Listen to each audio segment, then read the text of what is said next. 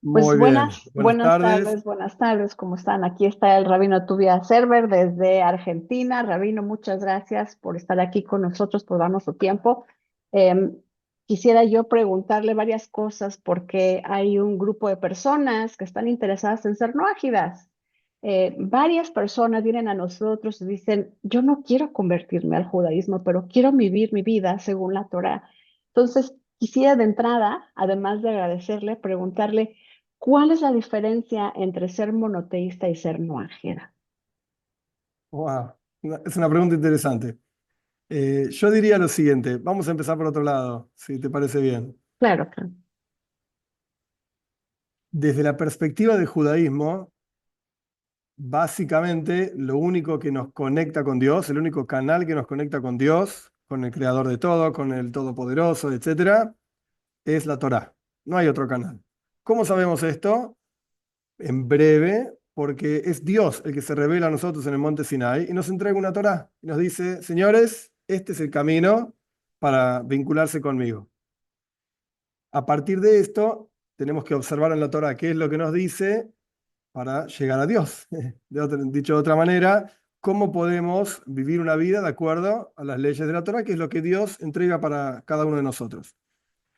En la Torá hay un mensaje para judíos que consiste muy básicamente de 613 preceptos y hay un mensaje para no judíos que la Torá misma le dice a los judíos, esto lo dice Maimónides claramente, el Rambam en sus leyes de reyes, etcétera. La Torá le dice a los judíos, señores, ustedes son los responsables por difundir este mensaje que yo, diría Dios, ¿no? Que yo doy para toda la humanidad.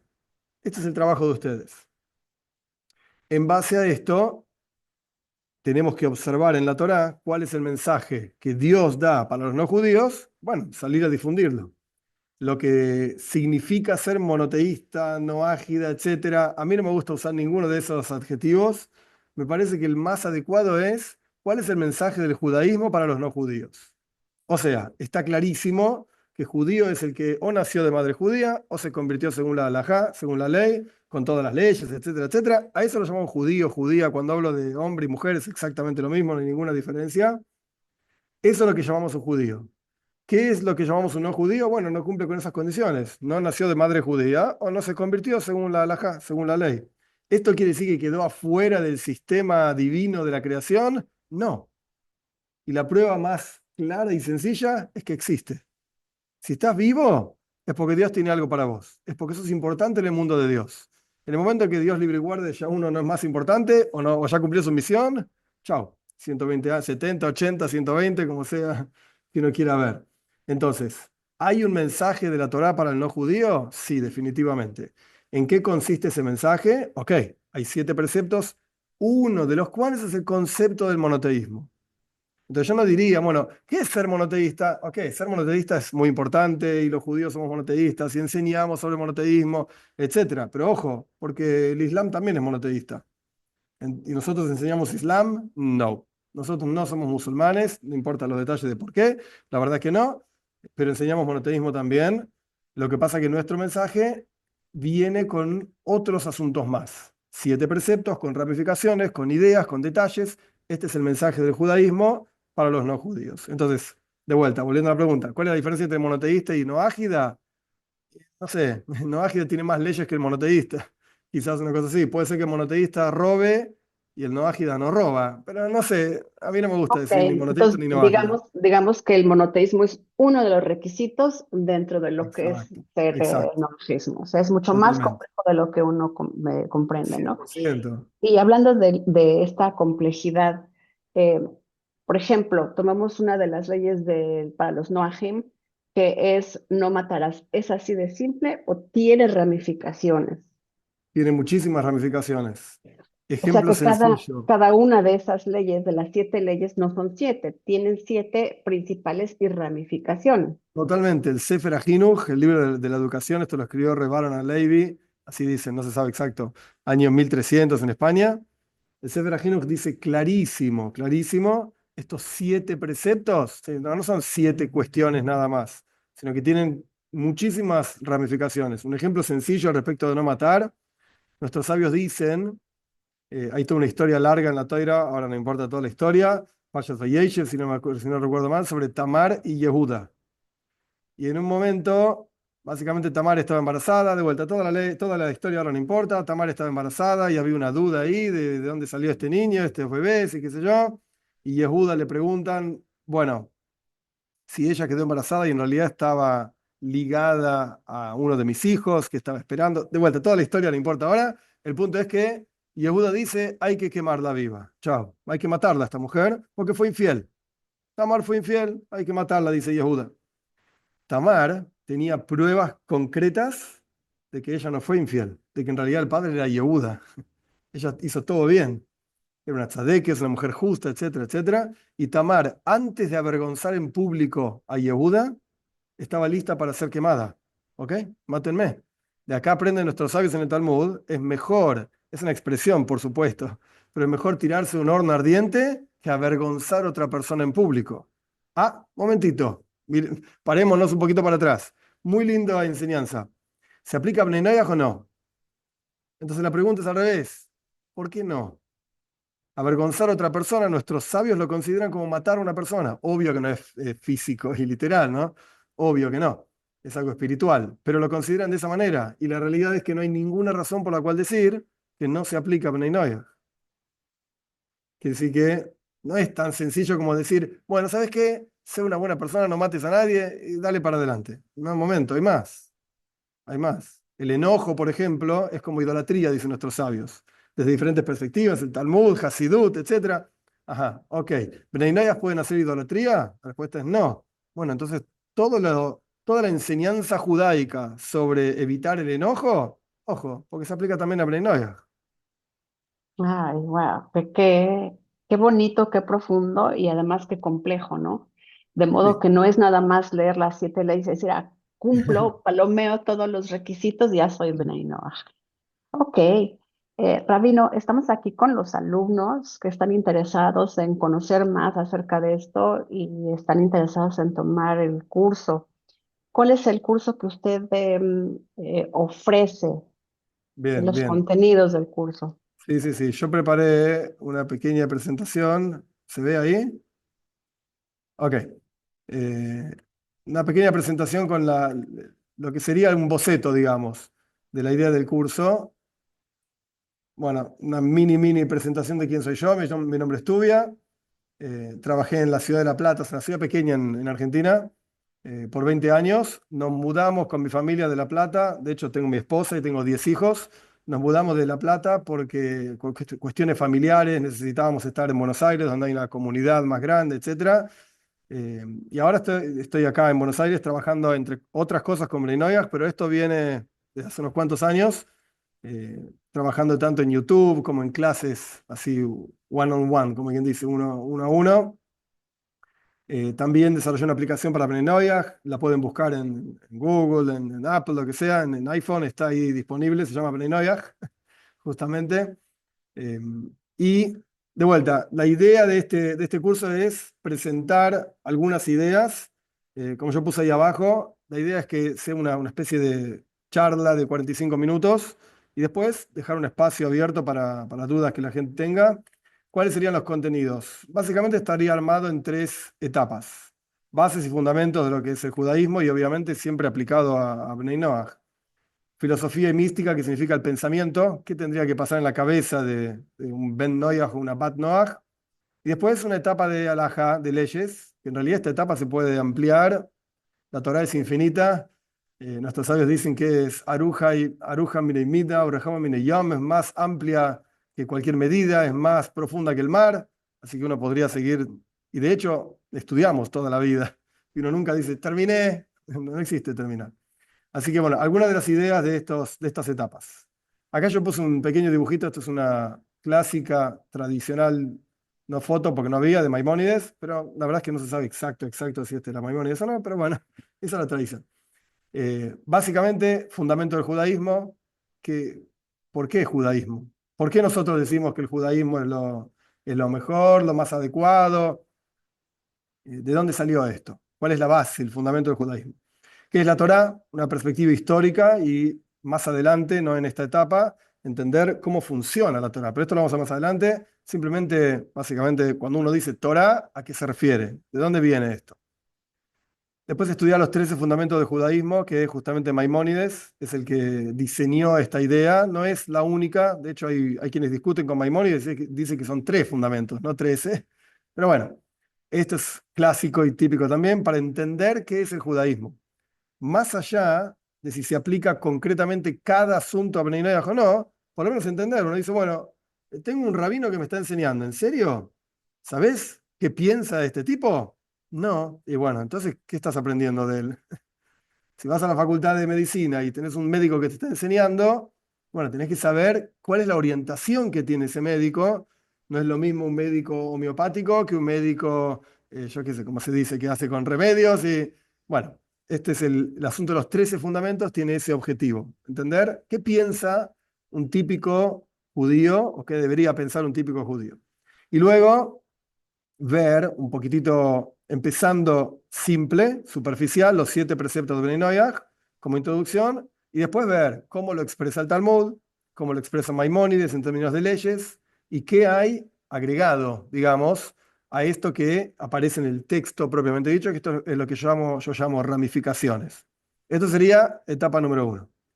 Etapa número 2, un poquito más complicada, porque ya toca temas, digamos, más profundos.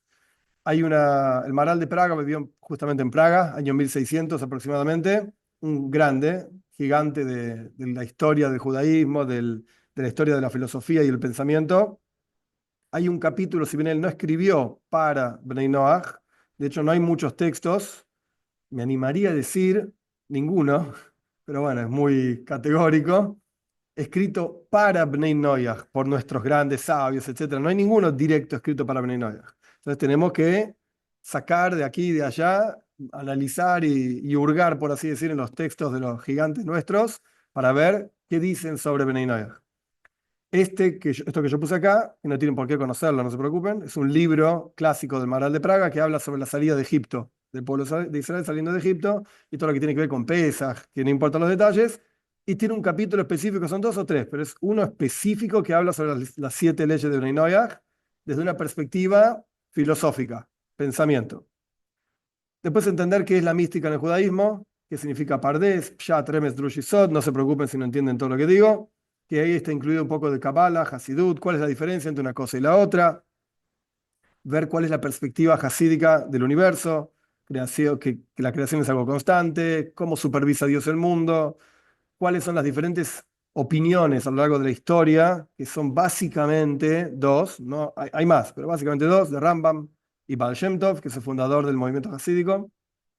Entender un poco la estructura mística de la creación, no por el hecho de estudiar Kabbalah propiamente dicho, no es mi asunto, a pesar de que Hasidut está lleno de cosas de Kabbalah, pero no es que vamos a sentarnos a estudiar Kabbalah, pero sí sentarnos a estudiar ciertos asuntos que nos van a ayudar a entender la estructura, acá está, la estructura del alma de Bnei Noach. O sea, estos 2 asuntos que están acá, aunque no entiendan qué es, no se preocupen, es parte de la estructura de la creación, que Dios creó el mundo de esta manera. ¿Para qué? Para entender qué es el alma, no solamente del judío, sino del no judío también. Y qué diferencia entre uno y el otro, etcétera. Esto es lo que sería el alma de Bnei Noach. Y después, bueno, ¿qué hay que hacer con todo esto? Un montón de información. ¿Y a dónde vamos? Ok, hay un refinamiento personal, hay un refinamiento del mundo a nuestro alrededor. Esto en hebreo se llama refinamiento de midot, mis propias cualidades. Hay un refinamiento que se llama birurim, que es la palabra birur, significa refinar, que es refinar el mundo a nuestro alrededor a través de utilizarlo en el servicio a Dios. Y después esto lleva a la intención básica de por qué Dios crea el mundo, porque Él quiere estar acá revelado. Bueno, Bnei Noach tienen una misión, una porción en esto de traer a Dios al mundo, sí o no. Esto sería la segunda etapa. La tercera etapa, como dije antes, alajá, la ley judía es gigante, literalmente. Primero entender los diferentes libros que hay en la ley judía, los diferentes, digamos, por llamarlo de alguna manera, personajes que juegan ahí, el Rambam, el Talmud, y qué diferencia hay una cosa con la otra, la Mishnah, Gemore, qué sé yo. Bueno, entender cómo se llega del escrito propiamente dicho de la Torá, digamos, las escrituras, hacia una ley, que uno llama al rabino. ¿El rabino puede hacer esto o no? ¿Sí o no? ¿Y cómo sabe el rabino? ¿De dónde lo sacó? Uy, pará. Tenés que empezar a ir para atrás hasta que llegás a un versículo o a una enseñanza. Bueno, sería esta parte.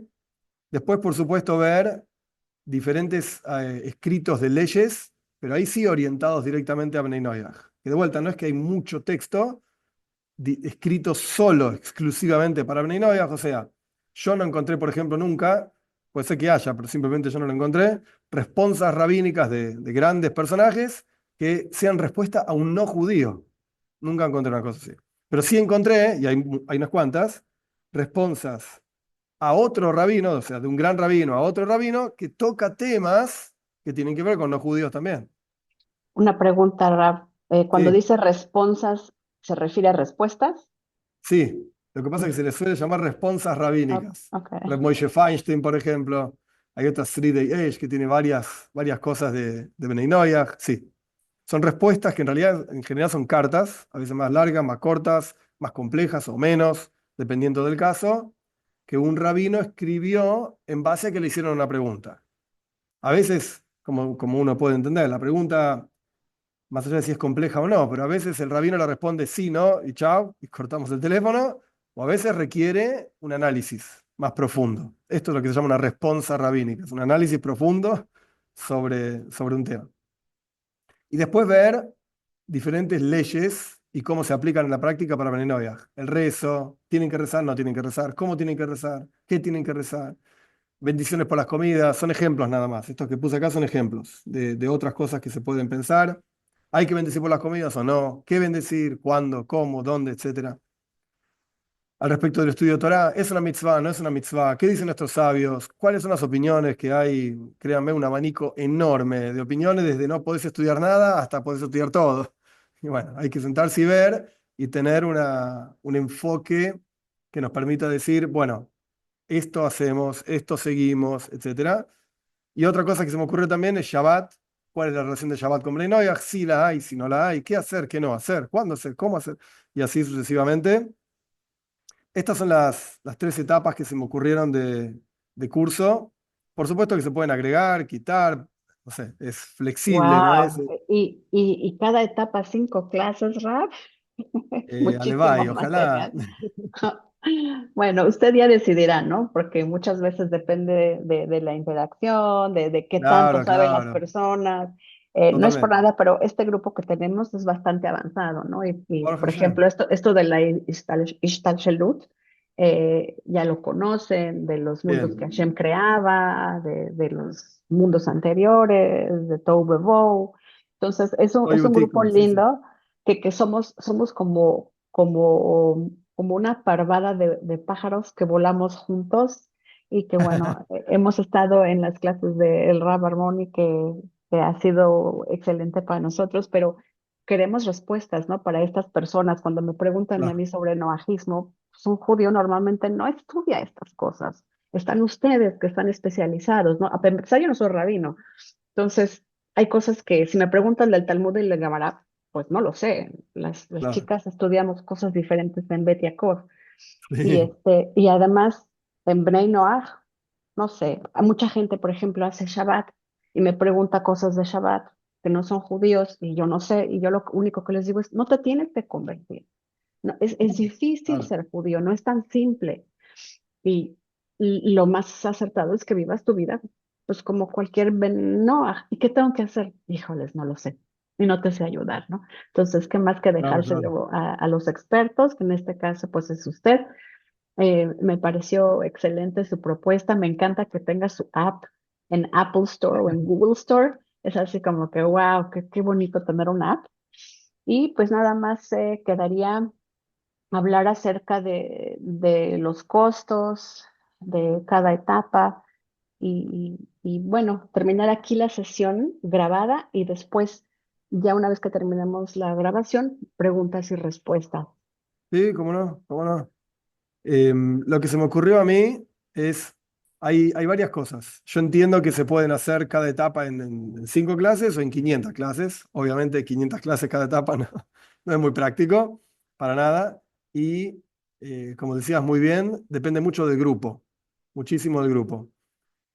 El objetivo, a ver, en general uno da estas clases y uno habla y parece una especie de monólogo, bla, bla, bla, y uno dice todo lo que tiene que decir y la gente hace así con la cabeza y después cortan el Zoom y no entendieron nada. Entonces, el objetivo no es ese. El objetivo no es ese. Hay una especie de balance. Por supuesto, nada, yo años y años de dar clases, en una clase uno se da cuenta que hay chicos que andan más rápido y chicos que andan más lento, adultos que andan más rápido, esto siempre es así, y hay que buscar una especie de balance. Pero el objetivo es que se entienda. ¿Por qué? Porque de todas las cosas estas que yo mencioné, yo diría que la gran, gran mayoría se aplican a la vida práctica concreta, todos los días. Entonces, si uno no entendió, en la práctica no sabe cómo vivir. ¿Y qué tengo que hacer? Y está bien si rezo de esta manera o no. Y bueno, supuestamente tengo que rezar todos los días. El Rambam dice que es una mitzvah rezar todos los días.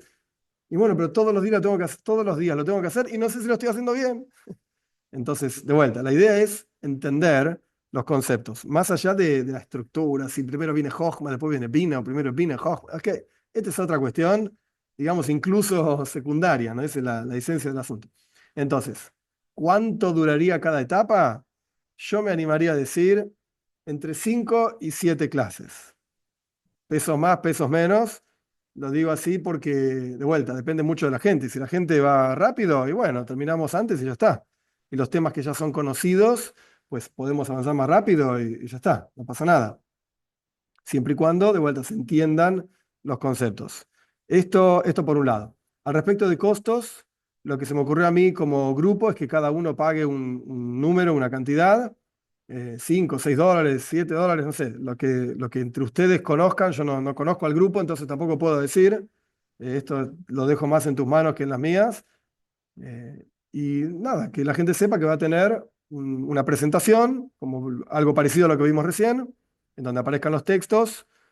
A mí personalmente, la forma que yo hace muchos años que enseño y que hago presentaciones, etcétera, no es que yo leo lo que dice en la presentación. Rara vez, a veces cuando uno quiere una enseñanza textual. Bueno, vamos a ver cómo dice el texto. Entonces, ok, bueno, uno pone el texto ahí y lo leemos, porque estamos aprendiendo el texto. Pero si no, yo pongo títulos, ideas y voy hablando sobre esas cosas. Pero la ventaja de la presentación es que permite a la persona ver y tener presente de qué se está hablando. ¿A dónde estamos parados? Ah, estábamos hablando de este tema. Porque a veces uno se va por las ramas y bueno, volvamos. A mí también Este me es el tema. encanta eso de, soy muy visual, también lo de la Claro. presentación, siempre doy Sí, discursos sí, con sí, sí. presentación, Sí, muy bien. ayuda mucho a la gente a entender. A Pero digo, no es que retener, van a tener una claro. presentación y me van a encontrar a mí leyéndola. Porque si no, ¿sabes qué? Asumo que todos ustedes saben leer y escribir. Te mando la presentación y estudias solo. No es Ujú, esa la idea. No es sí, esa la claro, idea. Y después tener un espacio, como yo dije antes, para hacer preguntas. Puede ser preguntas del asunto, puede ser preguntas fuera del asunto. A mí personalmente no me molestan preguntas en el medio, siempre y cuando tenga que ver con el asunto. Si de repente, ¿y cómo salió el partido de fútbol ayer? Bueno, no sé, lo siento. claro. Tiene que ver con el tema. Rabino, una pregunta, ¿las clases van a ser por Zoom, una vez a la semana? Esto depende más de ustedes que de mí. Ok, ok. ¿Cuándo comenzarían? Depende más de ustedes que de mí. Ok, ok. Pues bueno, ¿alguna cosa más que desea agregar a este YouTube grabado? No, creo que es importante que sepan que hay mucha información dando vueltas. La realidad es que la mayoría de la gente hoy en día estudia por YouTube o por el podcast. La cuestión es que buscan. La gente busca en Google rápidamente a ver qué dice, etcétera. Y lo triste de esto es que van a encontrar mucha información. Y como se sabe muy bien ahora con la inteligencia artificial y qué sé yo, hay mucha información que no es buena y mucha información que sí es buena. Y a veces es muy difícil distinguir. A veces es quick, rápido, te das cuenta enseguida, uy, este es mejor dejar afuera, etcétera. Pero a veces es difícil darse cuenta. ¿Será así o no es así? Sobre todo que no Entonces, hay chance de hacer preguntas.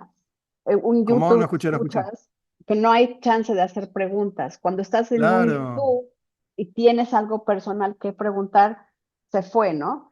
Y pues esto de Brainwave se puede hacer tan corto y tan grande como, o sea, hay que delimitarlo. Es como una tesis, ¿no? sí, Se puede sí, hacer demasiado grande. A mí lo que me gusta es que, pues es conciso, en 3 etapas que son concisas y como el grupo es avanzado, pues hay chance de hacer, a lo mejor lo de las alajot se hace más grande, a lo mejor Claro, todo esto claro. de Hasidut se hace más pequeña. Eh, Sí, sí, sí. es bonito estudiar judaísmo, es bonito estudiar la Torá, pero a mí como Bnei Noach, ¿qué me tocaría hacer? Por así Claro, decirlo, ¿no? esta es la Hay gente cuestión. que celebra Shabbat y cuando me preguntan cómo celebrar Shabbat, no sé qué contestarles, Raf, porque así Si como me que, es que preguntan a mí, yo tú no diría tienes no que celebres hacerlo. Shabbat.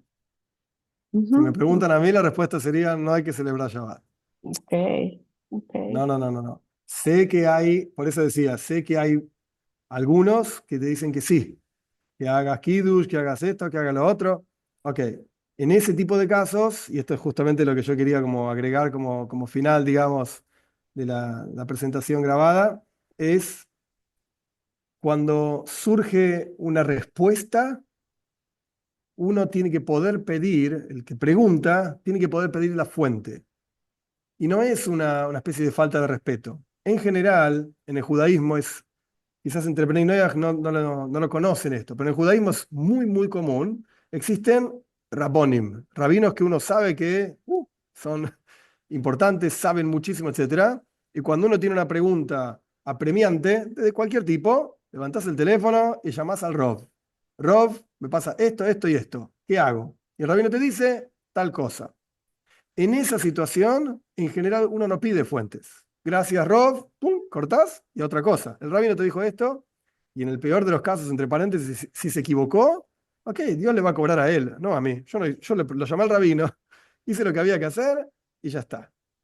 Pero en el caso de Benay Noyaj, no es tan así. No es tan así. ¿Por qué? Porque hay tantas fuentes, hay tantas opiniones, hay tantas, y hay tan poca eh, enseñanza concreta. Nosotros como judíos tenemos un Shulchan Aruch, el código de ley judía. De última, abrí el libro y mirá lo que dice y ya está. Bueno, no hay esto para Bnei Noyaj. Entonces llamás a este rabino te dice una cosa, llamás al otro rabino te dice otra cosa, llamás al otro rabino te dice otra cosa. Y es raro. El ejemplo clásico de esto es Shabbat. Clásico. Abrís el Talmud, el Sanedrin, y te va a decir, un no judío que cumple Shabbat tiene pena de muerte celestial. Oh Dice, my es un gosh. texto concreto. Ahora, llamas al rabino y te dice, y le preguntas, ¿puedo cumplir Shabbat? Ok, si el rabino dice que sí, la pregunta inmediata es, bueno, ¿cuál es la fuente? Discúlpeme, rabino, ¿dónde está escrito? Porque yo escuché tal cosa, yo escuché tal... Entonces hay que tener la información, digamos, de primera Pero mano. ¿podría esa persona, Benay Noach, por ejemplo, irse a hacer sus compras del súper en Shabbat, lo que sea, y cien por celebrar una ciento comida, Le Kubit Shabbos Kodesh, por ejemplo, para una comida diferente para acentuar el Shabbat? A lo que Hay usted se quienes está dicen, refiriendo es celebrar el Shabbat exactamente como nosotros con todas sus leyes, que es muy difícil hacerlo, le voy a decir algo. Para empezar, cumplir Shabbat es difícil, ¿eh? sí, Porque hay obvio, muchísimas cosas que no se pueden hacer, desde cortar papel de baño a rompiste Shabbat. Entonces, hay que yo sepa, y yo tampoco sé todo, hay una sola fuente original, digamos, en donde parece decir que pueden festejar el Shabbat, no cumplir el Shabbat. ¿Qué es cumplir el Shabbat? No hagas, no hagas, no hagas, no hagas, etcétera. ah, ¿Qué es ok, festejar el Shabbat? Sentate y hace kiddush.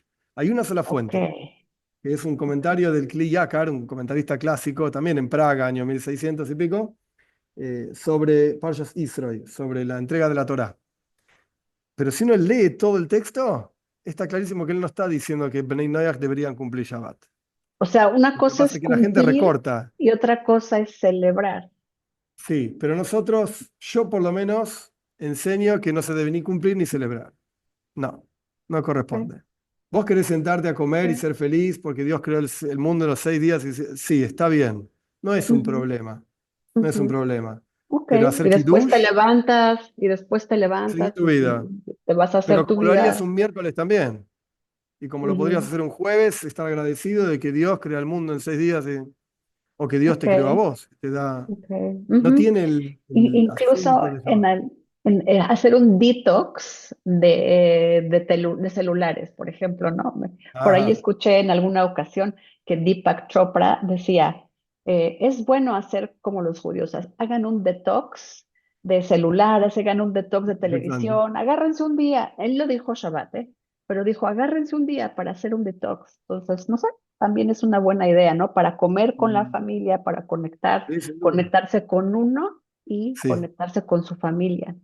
sí, Muy bien, Rabino, pues muchas gracias, muy interesante. Voy a cortar hasta aquí la transmisión para que demos lugar a preguntas y respuestas. cómo Muchas no. gracias.